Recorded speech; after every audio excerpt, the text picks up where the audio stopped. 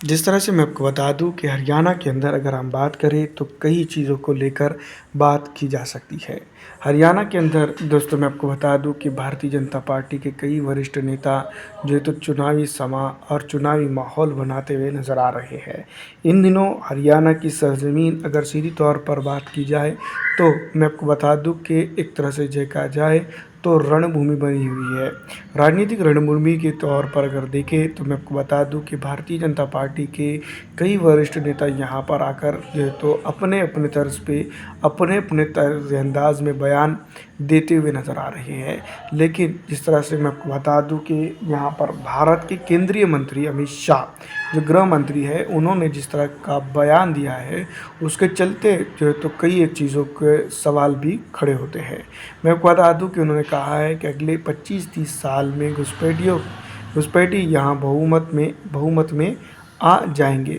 झारखंड में बोले दोस्तों मैं बता दूं कि अमित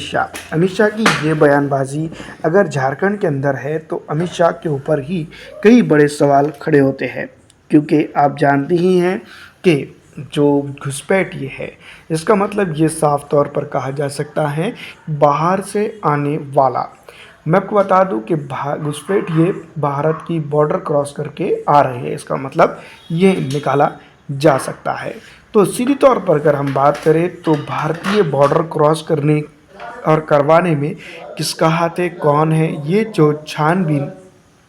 सीधी तौर पर अमित शाह यानी कि गृह मंत्री के तौर पर कर सकते हैं। लेकिन जिस तरह के हालात अमित शाह बताते हैं और बहुत सारी चीज़ें इसके ऊपर बात करती हैं, तो सीधा सीधा जो है तो ब्लेम मौजूदा झारखंड की सरकार के ऊपर जाता है। लेकिन मैं आपको बता दूं कि जिस तरह के हालातों को अगर देखा जाए, उन तमाम तर चीज़ों के ऊपर बात की जाए तो मैं आपको बता दूं कि सीधी तौर पर घुसपैठियों का मतलब जो है तो कहीं ना कहीं भारतीय जनता पार्टी के नेतागण एक विशेष समुदाय को लेकर इसके ऊपर बात करते हैं। लेकिन अगर हम बात करें तो यहाँ की आबादी और उस समुदाय की आबादी की तुलनात्मक स्थितियों का जायज़ा अगर हम लेते हैं तो सीधी तौर पर अगर 100 साल भी लग जाते हैं,